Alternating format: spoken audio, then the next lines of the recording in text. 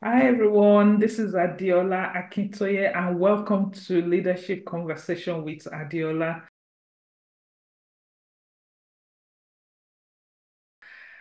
This is a program where I sit down with inspiring leader to hear about their journey, most especially to learn about their experiences.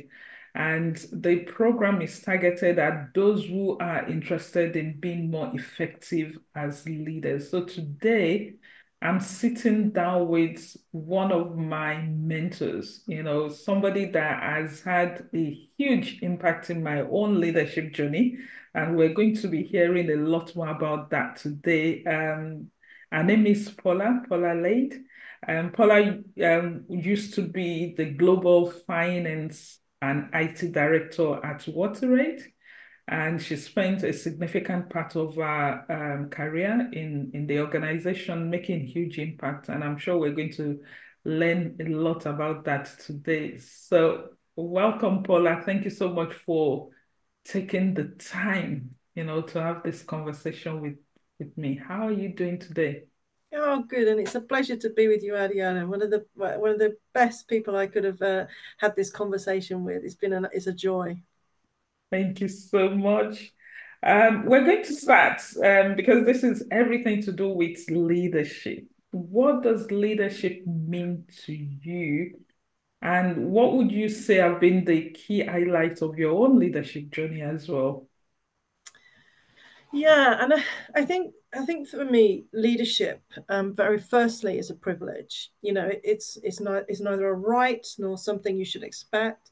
It's a privilege that you have that you end up in that position. And why that's for me a privilege is because it's people. It's about people. It's not about things. It's not about objects. It's about people. Leadership for me is all about people and culture. And so it's about the contribution you can make to that. It's not about me. So it's really that whole can be a bit overused, that phrase contribution and attribution, but it means an awful lot to me. It's how do I contribute to other people being the best versions of themselves and making a difference, and how can I contribute through that to causes being realized and being, making the world a better place.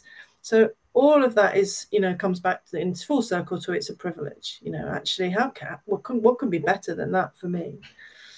So I think there's sort of highlights and milestones along the way. So why did I end up there really? And the very first thing is, I was an older sister of three of us, three girls, in a single parent family with my mother, who was through an absentee father who raised us. I was seven, when she raised us, and she contributed to the people were some most for good and some of it, like not so good. And that's one thing I learned about the actual impact you can have on others through a parent, and also the impact I had on my younger sisters as being an older sister. So that's a first milestone, I think, for me. And when you start to develop those skills, you develop those skills very early on in your life. And then the next thing is for me, I've always been a young leader. For my first sort of roles in Saturday jobs, and then my first role, I left school at 16. We weren't in an economic position for me to continue in further education. I needed to work for our family, and I quickly became a young manager, a young supervisor, and I was in banking. And then through all of these different things, I was leading teams and leading projects. A mixed blessing. Some things I did really badly, and some things I did well. All intuitive, not really much training. And then I think the other highlights then as you go along and as you develop from a young leader to through your stages is how much I've been inspired by others. And some of that is taking the time to look and see what others do and how do they go, and ask that question: how does that work? Why does that go that way? Taking the time to speak to me, people. I've always been quite in awe of Adiola because she reads and reads and reads, and like, she tells me about all these, and I'm a good reader, but I can't learn from those things. I learn from people and my interaction with people. So that is something that, that highlights of the different people in my life who have inspired me. And then, then the other thing is, my career has been really diverse. I started off working in banking. I worked in the City of London, fast paced, sort of now, lots of really highly intelligent people and lots of arrogant people as well as lots of humble people. Then I was, and later on, I was a mature student in my late 20s, 30s when I did actually go to university. I took a break and then went to university. And then I went to another city, Cardiff, and I became a student leader there. And I was responsible for thousands of students. And that was a mixture of commercial and social purpose, and that really, young people again, actually they were finding themselves in my responsibility there. Then training to be an auditor, an accountant in the not-for-profit sector, and all the different types of organizations, small organizations, large organizations, all with highly committed people with lots of issues and lots of like purpose and lots of successes. And then becoming an executive director in WaterAid, just a most fabulous organized international organization. And that's where my career, that's was a combination of my career. So all those experiences leading to where I was, and all those people, who influenced me, and the influence I might have had with them as well. So I think those are some of them. So that's a bit of a quick journey through my leadership life, I suppose, in a way. Yeah, it's really amazing how, from your journey right from when you were young, the leadership traits were always there. Did you ever, were you, was it in your consciousness at that time that, oh, I'm a leader? Or when did you actually, if you were to look back and see that leadership journey right from when you were young? But I was so there's certain things that where you reckon it's really important to recognize the attributes about yourself, and I don't think I really did. But I was always a nurturer, a carer, and I think sort of probably in my late 20s and the 30s, we started to, in organizations do more about actually working out what people were, helping them to know who they were. And I've done a few things in my life which helped me to recognize who I was, and always comes out very strongly that I'm a nurturer, a carer. Now that has good sides and bad sides. So I had to learn about that, because sometimes that means you can just smother and you can, like you don't allow people to be where it is. You sort of overplay that strength. There's one of the other things I've done showed me. So that sort of early on always came out, and which was quite probably helpful in our family environment, trying to sort of be supportive to my mother, who was trying to bring us all up in quite difficult economic circumstances, and also being sort of being both a big sister and in a way parent to my younger siblings. So that's a very start. I recognized there that I had a responsibility. I felt that responsibility and I recognized it. So I was quite a young, as I became quite an adult at a very young age. And I think then in various organizations, I've always probably been a little bit older than my years without being sort of like boring in a way, like sort of like I've been somebody who's empathetic. I suppose I have a high degree of emotional intelligence. I didn't recognize that until years later, and I would throughout my life, I probably have had a very strong internal voice. We referred to it in WaterAid as mind talk, which would tell myself that one, I wasn't intelligent, one, I wasn't a leader, it was always that I was not this. And the strongest element of my was not was where I was. So having people around me like you, Adiola, and we had a dear colleague, John Lockett, who was Adiola's manager at the time as she was coming through the organisation. He was quite firm with me as his manager to say, I don't know where this narrative comes, but you need to stop it, And the various programs that we did and developing leaders where we really focused on individuals. I've been really lucky in my career to be parts of different programs which have focused us on us people as individuals, not as a mass, and recognizing who we are so we can then recognize ourselves, give us the skills to be leaders, and to I suppose celebrate ourselves in a way. And I think that's where I got to by the end. But I didn't have that for much of my career. And I think the time now is really, people are very fortunate in this sort of period, because there is so much out there about how to help yourself be a better leader. and also there's people out there who are really keen to help you be better leaders. And I think that is a product of all the years that we went through, and that focus that changed from organizations and probably quite a sort of like a rigid dictatorial type style of leadership to a much more people-centered leadership, which is recognized and celebrated now, I think.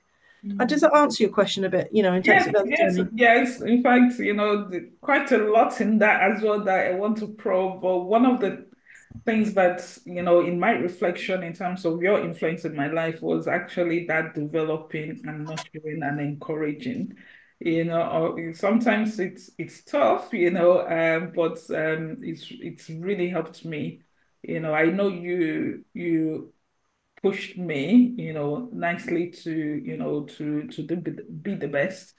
And I remember one training program that you encouraged me to apply for. I think BMA leaders. With Windsor Fellowship. Yes. And I remember the first thing when I saw that, I was like, why does Paula want me to go to a leadership training specifically for people of color?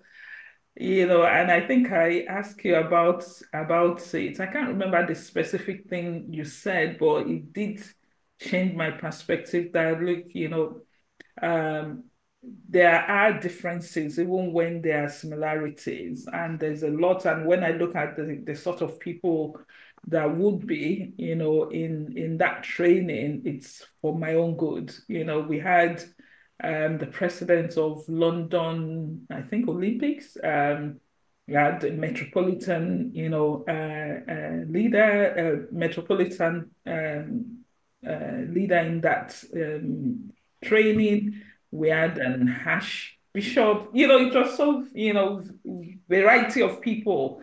And really, it was on my own sort of narrow perspective at that time to that led to my initial, thinking about it. And it's one of the leadership training programs that really transformed my life, just, hearing those people's stories. And it also linked to your passion to not only develop, but also diversity to really help people to discover who they are in their It's a own. really interesting point you make as well, Adiana, because I think one of the things is that we can look at different people and we talk about inspirational leaders and we think, yeah, but I won't ever be that. And we have a vision of ourselves. And one of the reasons I recommended that is because not because I put you in this sort of box, okay, that's the box you are. It's because I'm saying there is no box, but society puts these sort of boxes around, and never allow yourself to be in that box. And I had gone on a different one, emerging or I can't remember, strategic leaders it was, similar to yourself. And I had a very diverse group, but there were people from the army, there were people from the police, there were people from business.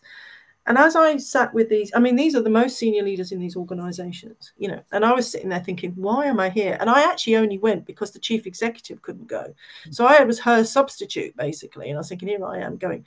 And I walked in there with a huge amount of imposter syndrome. And so for those people who don't know, imposter syndrome is where you think somebody's going to find me out. They're going to realize that I'm not who I say I am, or I'm presenting myself as. And the most thing about imposter syndrome is we are saying that to ourselves. I am not as good as everybody around here.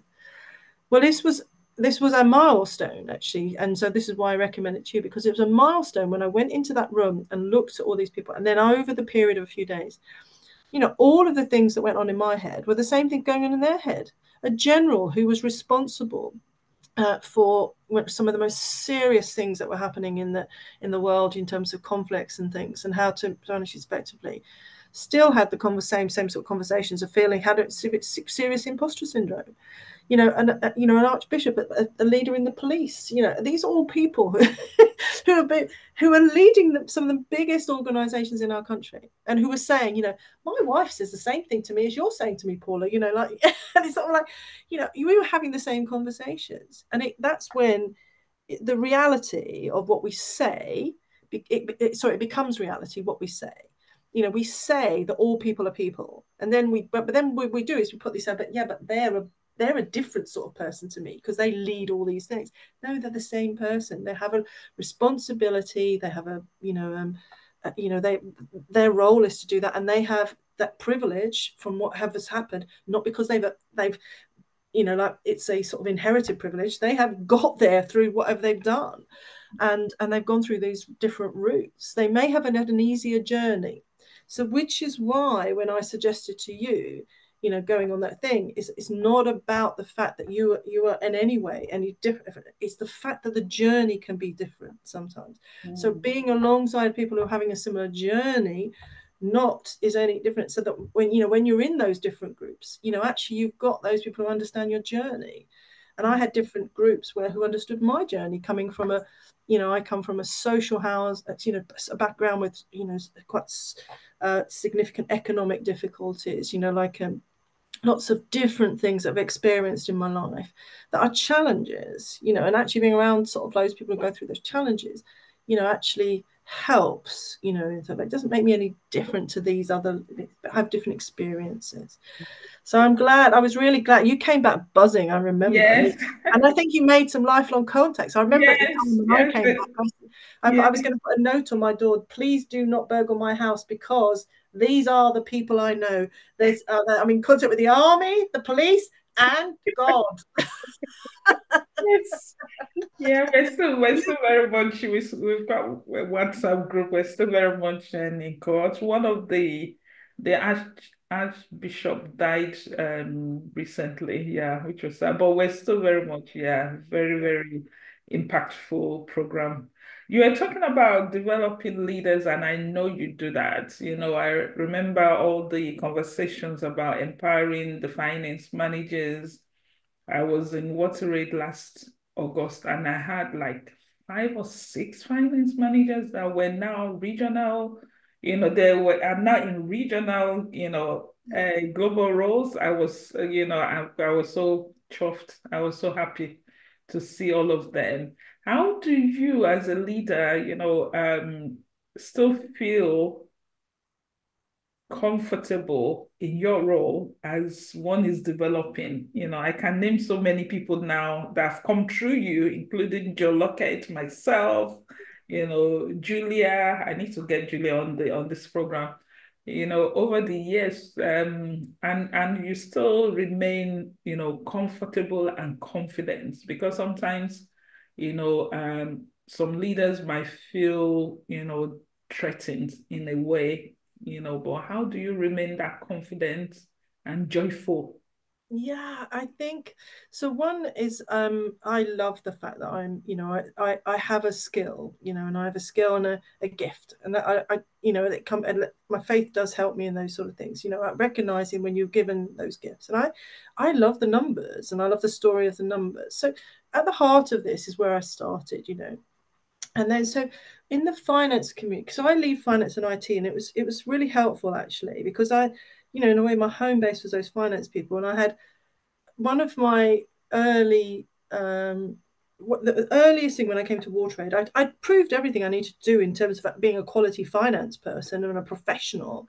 So this was different. Now I was leading other finance people. So how do I make a coherent team and then work effectively for the organization?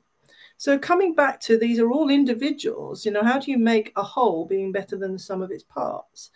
And you do that by still recognizing they are all individuals, but there are approaches about how do we actually, as a whole, how do we perform and behave? And a finance team inherently will be, or its tendency will be to introverts. They're not extroverts generally, in terms of like they're what they are. So they're not going to shout about things, but also that means when they overplay that, what they can be is they can be a they don't do this, they don't do that, they don't. And so my early thing with the finance team was talking about who is this they, and how do what we need to sort of talk about we, and what are we doing as the finance team, and so so I start so much now from much of my things about what am I doing to contribute, and what are we doing to contribute. And so then that revolves around what are our strengths, how do we use our strengths for the best, And then how do we enter into conversations? And let's not hide away in the corner. People talk about finance being put in the basement and things like that. And when I first started, and I was like, I can tell you, finance put themselves in the basement. They are not being put in the. So how do I tell you? You're not going in the basement. We're going up right in the main office. We're going to be in the middle of everything. And then, and actually, by coaching, mentoring, and gently introducing people in, you start to create a culture and a way like a movement where people are parts of conversations. So like Adiola, a lot of the different things, with your role was quite was is a challenging role as it was at WaterAid and is now. One of those things about leading people who are bridging finance and programs, in terms of that, and how do they get part of that conversation? And one of the lessons you learned, which you had to unlearn from a previous organization, was the they conversation. Like programs people are all they're out to do is to get finance people. And it's like, really? Do we really believe that? These people over there, their whole reason to get up in the morning is to make our life hell, as I used to say. So then once you get over that, say, okay, what is going on? And you get to the heart of things. So that we finance people is actually the hardest thing to do is to get them out there. So introducing them into project teams and being part of things, and where we start to break this controlling behavior where you use the power of finance to control everybody else, and you become these sort of niggly little dictators, and instead of that you become an empowering function that helps others to be the best version of themselves and to take that responsibility really seriously. And that's a change in culture, and from a just the counting the money and just holding on to the money to being our job is not our money. Our job is to make this flow and to be as quickly and to help the organization, everybody else, to be their best. So that's been sort of the approach for me, is that if I'm going to put my thing about how to help you be your best, you are going to help other people be their best. I expect that of you. And so that's where, like you say, when we would have had challenging conversations, we would have been like, something is happening in something. I'd say, well, first of all, tell me what you've done. Tell me how you think. What are you thinking? What are you feeling? And I remember each time, well, that's not what's happening. It's and no, let's go back. Let's go back first into the I space. Then we'll get into that we space before we get near they. And then we break it down about what's happening here, because nobody means to be horrible. So actually, how do we break it down? And I think that creates something about people being responsible for themselves, and actually sort of self-care, self-learning, and they also have more respect for others, and they they try to work better together, and it creates a more. I mean, it's not all about harmony. I was never about harmony. I like a bit of creative conflict, but it was about doing that in such a way that people walked away and thought, "Oh, that was good."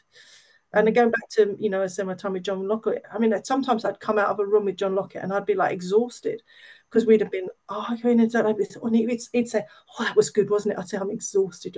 And it would be good, but I'd be exhausted because I'm an extreme introvert in many ways. And he's a bit more extrovert. So, and we'd solve things, or we would move things on. And that's what I wanted for others, to feel that they could always challenge me, always challenge me, in such a way, but challenge me with facts, and challenge me with your intelligence, not with they. Never challenge me with they. That doesn't work. I definitely remember it's not a hi and them conversation, it's we. And I use it as well. So I can assure you that. And also the statements around, do you think people wake up to make your life difficult, or they come to work to make our life difficult? And one thing about, transforming the finance culture from a technical numbers, focus to the story behind the numbers and empowering others to make the right decision. And it's one of the most challenging cultural shifts in our profession, because the way we've been trained is so different. But it's how do we support people, to be the best, like you say, and to think about the how they are helping others. As you say, it's a privilege to be in a position to be able to help others. And Thank you. Adiola, I'm following that point as well. You mentioned diversity as well, and so in terms of, as obviously as a nation, this has become very important. But I was really keen as a leader in an international organisation. For me, true diversity was, recognising that we're all around the world in different cultures and different ways of being brought up. And I was really influenced by something you had said quite early on, which is to say, as somebody who comes from, a BME background, we can't all be, we don't have all the same experiences. I have been brought up in a country where this is not the issue. There are lots of other issues, but this is not the issue. But there are people here who might come from a Nigerian background but have been brought up in this country, have a very different experience to me. And so, actually it's not one homogenous, sort of group and these things. So for me, that influenced me greatly in a different way. Actually, it influenced me greatly in the way you're talking. So I tried to be more, thoughtful in that. But one of the things that from a long time was about how do I develop people from across the whole finance community. I wasn't just responsible for this group in London. I might not be the direct manager, but I was an indirect leader. I was the leader of all finance people, and I had an indirect management line for all these people in all these different countries.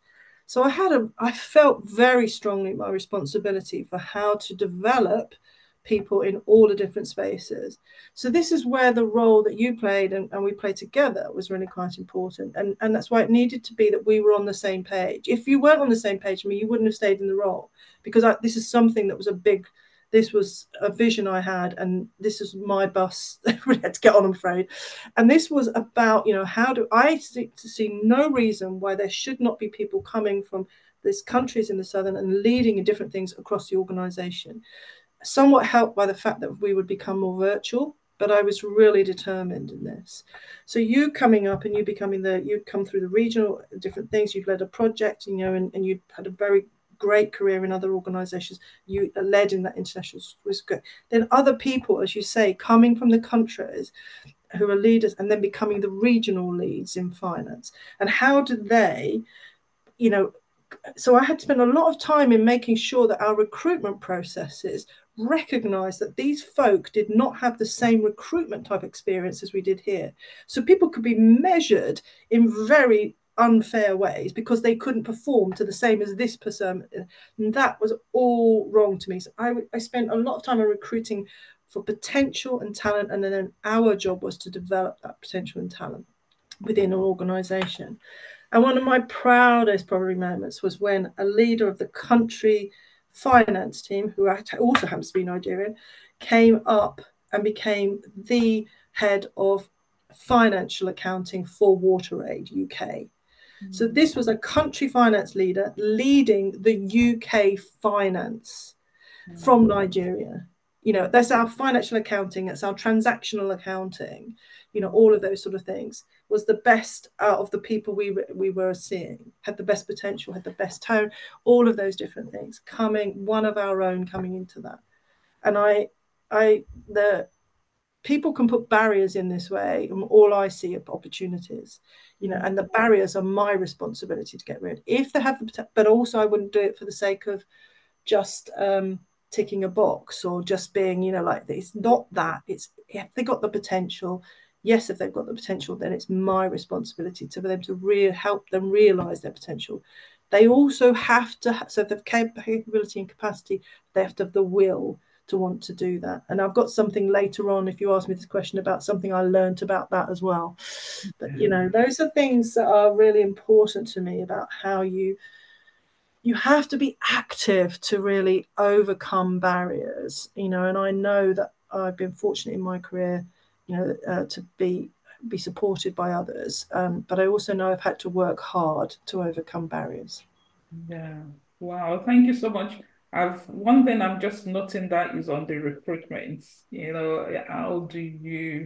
How do we or one ensure as a leader that our recruitment processes is not just one version?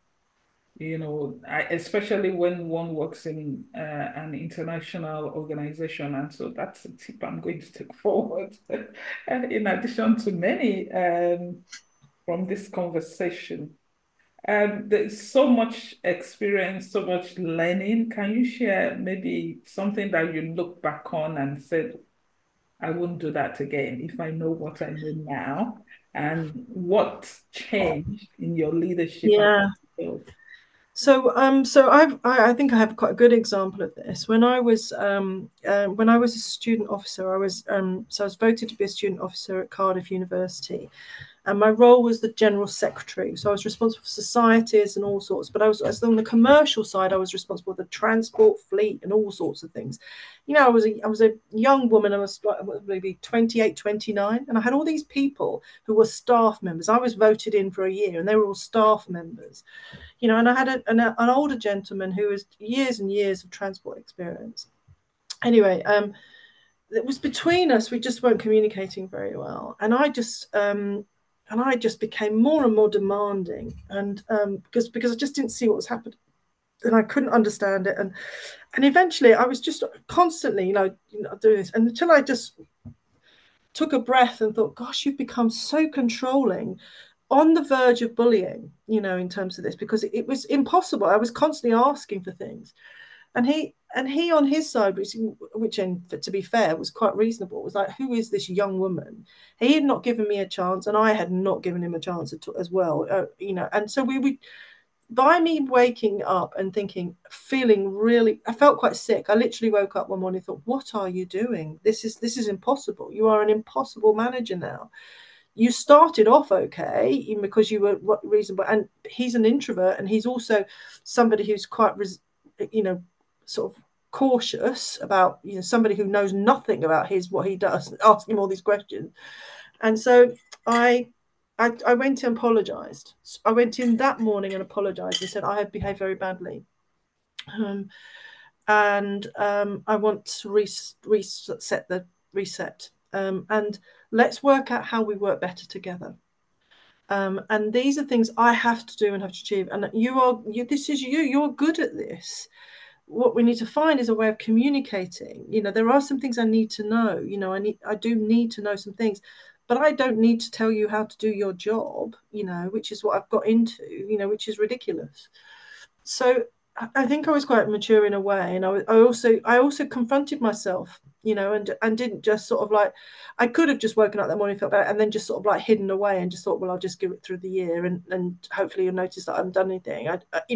I fronted up to saying I was wrong, and I didn't sort of say I was wrong, and it's because of this, this, and this. I fronted up, I said, no, I was wrong. I didn't, and then was focused on the future, not the past, and how do we I was wrong. How do we, like get to a better place and do better? And what do I need in order for me to do my job? And what do you need in order? And ask the question, what do you need in order for you to do your job better? And we finished the year, quite well actually, in terms of the things.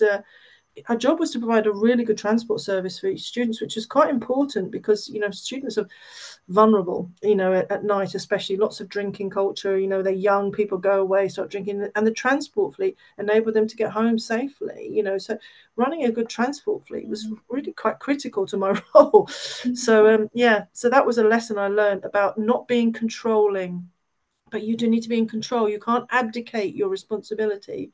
You need to be in control, but not be controlling. And I also see a sense of humility there, as a leader, being able to recognize and apologize and then look for a way forward, I think. And Mm. I've experienced that as well, Mm. my relationship with you, yeah, I think it's important. Thank you for sharing that. What would be your three key advices to emerging leaders? And I want to get more out of you, so I'm going to say the ones I've heard you said. So give us more on top of that. I've heard about empowering people, recognizing one's own attributes. Self-awareness seems to be, something very important, learning from people as well, having a sense of responsibility and seeing leadership as a privilege, not a right.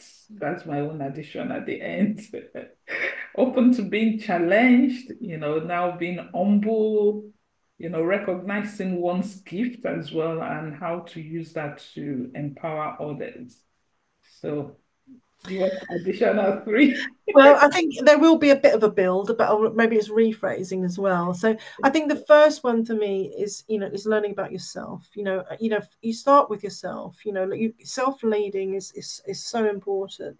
So this comes into building on your strengths. We all have strengths, and it's not that we have, it's not weaknesses for me. It's the fact that we are not as strong as somebody else in some of these things. And we do have weaknesses, the various things, but you need to be good enough at some things to get through your role. But what are your strengths? What are you good at? And then with that, what makes you the happiest? Because I've got lots of different strengths, but some things I'm good at and I end up doing and don't make me happy. So, actually, get to a point where you focus on what am I good at and what makes me happy. Some things you make you happy, but you're not the best at it. And you sort of have to sort of accept that somebody else is better. Some things you're really good at and they don't make you, not the things that make you want to get out of bed in the morning. You're okay about it, but so that sweet spot is what am I really good at and what am I, what makes me happy. Let's focus on that, find that, because I think that for me, one of the difficult things I've had is finding my own sense of purpose. Throughout my career, one of the things that's been hardest for me is finding my purpose, and that self-talk and mind talk and stuff like that. And where I was at my happiest is where I knew that this is what I'm good at and I really love doing this, and seeing all those things come and just thrive. Really, I thrived, other people thrived. So find that. That's really important as a leader. And that comes with something. There's probably people. We all have people who inspire us. And one of the people who inspired me is a lady who was in my finance team in WaterAid, called Mary Mwonge. Mm. Mary Mwonge is not the finance director or the chief executive, things like that. She's an exceptional human being. I love her dearly. And she was a lady from Uganda originally, and she led in our areas in council. She was leading payroll by the end. And I recognised within Mary a certain sort of talent and potential. And early on, and I was asking her to do various things, and she filled in, and she was supervising. And I saw this route for Mary. I thought, oh, yeah. And Mary came to me one day and she said to me, Paula, I love the fact that you see so much, and I love the fact that you trust me, you respect me, and you can see all this. But is it okay if I don't do this? This is what I like doing and I'm good at it, and I would like to, and this fits with my life. This fits really well with my life. I have lots of things that are really important to me in my life. And that was a real learning point. Just because people can doesn't mean they should. Mary had found her sweet spot. She knew what she liked doing. She knew what she was good at, and it fitted her life. It made the whole of her the best version of herself.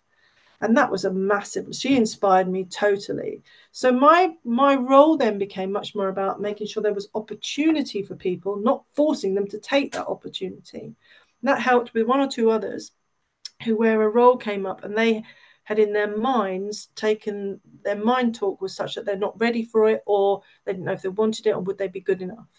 And with two different people on different circumstances, I had taught them through, what will you do if the person who is recruited into this role, you know that you're as good as them, and you know that you actually would have wanted that role if you had gone for it.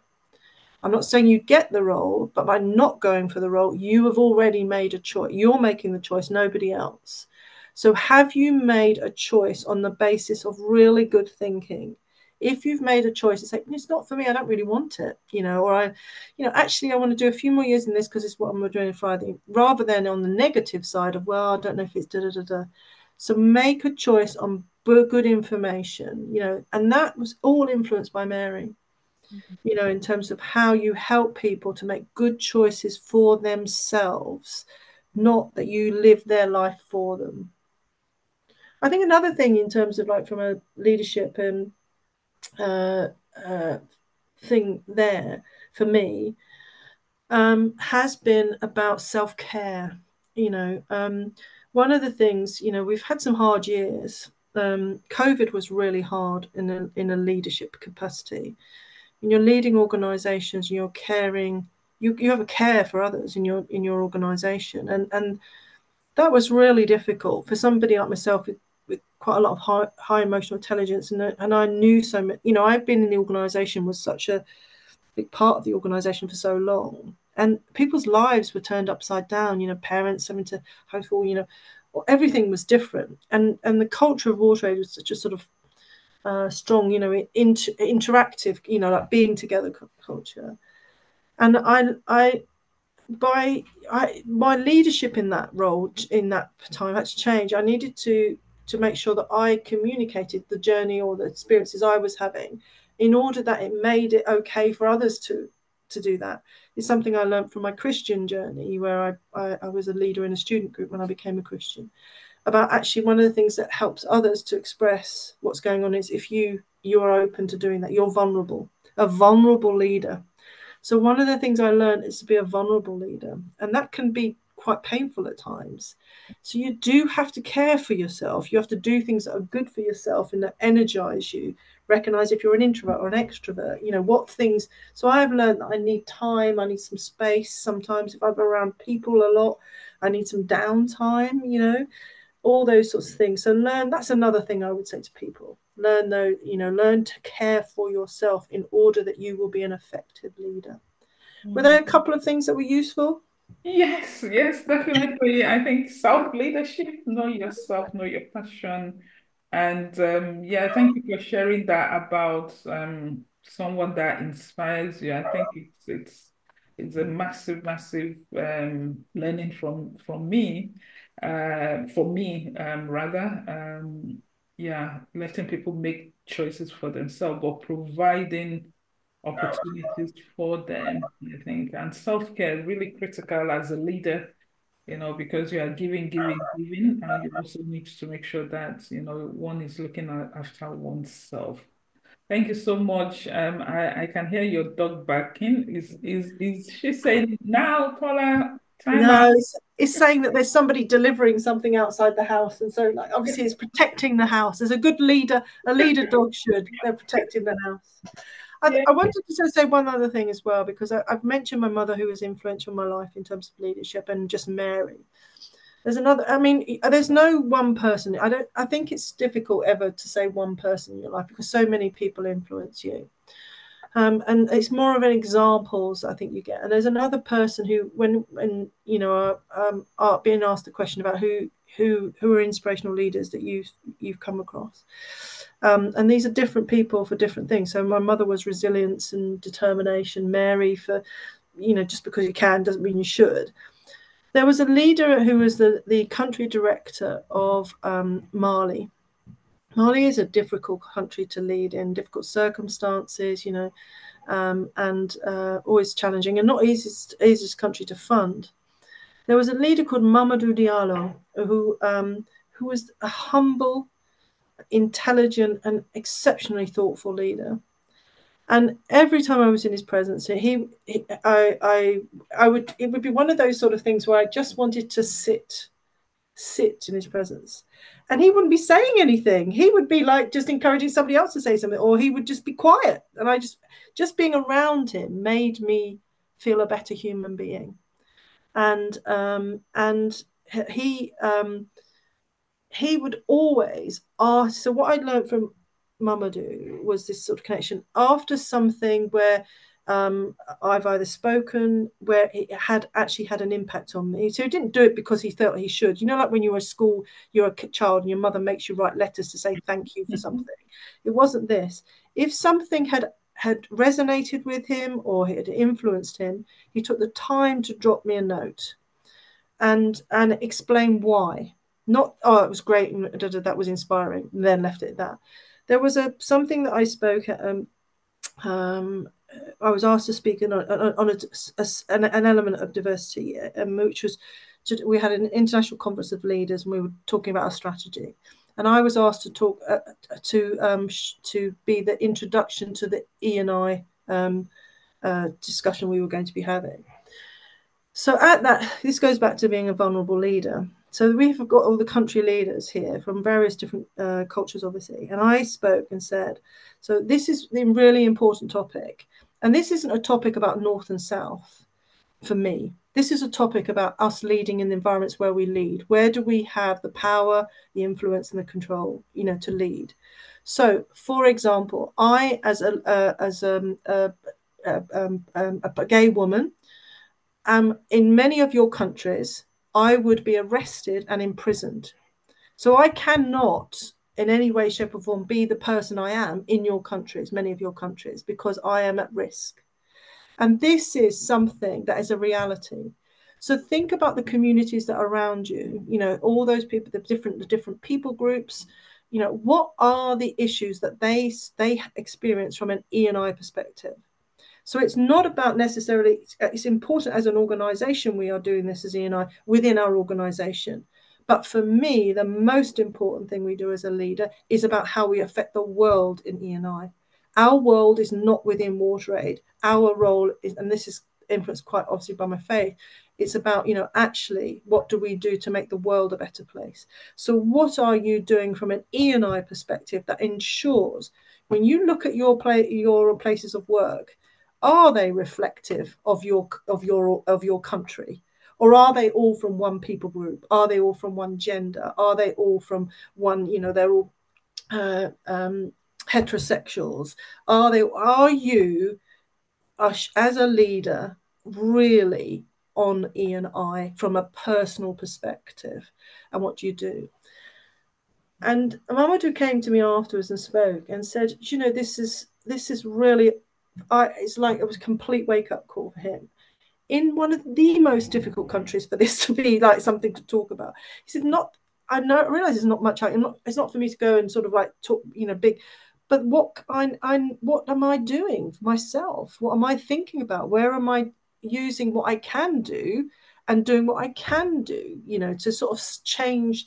It's about shifting the dial where you are. Our dial is here. We can shift it that way. In Mali, it's here. So I'm not expecting Dali to go from here to here as a result of Mamadou. But if Mamadou can shift it a little bit to here within what is his sphere of influence, Mm. that is a massive thing. Mm. And this sphere of influence is about saying, okay, well, we don't have anybody we only have people of Muslim faith here. Yet there is a Christian minority in this country, or such another minority, or we only have certain people from these people groups. But why are there not people from these people groups? Which is quite common in different countries. So Mm. those things massively important to me, that actually Mamadou really influenced me about somebody who in the most difficult of circumstances was still humble enough to say, what can I do in my sphere of influence? And I am going to go away and think about this. And Wow. that made me say, it's not about, the big things. It's about how you do what you can do and, to make a difference. Wow. I think that this is a fantastic place to end. What can I do in my sphere of influence? And that has the power to transform lives, right? Because just thinking about leadership from a wider's perspective, you miss the one that is within your sphere of influence that you can actually make an impact. So something for me to think about as well. And hopefully for those who will be watching this to think about what can I do in my own sphere of influence to make a difference and lead well.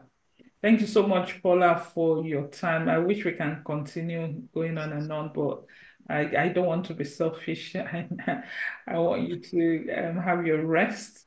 One of the things that we'd like to do is to also share you are on LinkedIn. I don't know how active you are there, but Mm-hmm. it's okay to share your LinkedIn profile as well for anyone who might be interested, to connect with you and continue the conversation.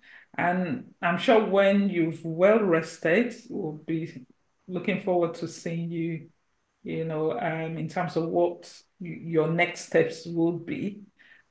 So thank you so much for taking the time, and I wish you all the best, and be well. Thank you. It's been an absolute pleasure. Always a pleasure to spend time with you, Adiola. Thank you.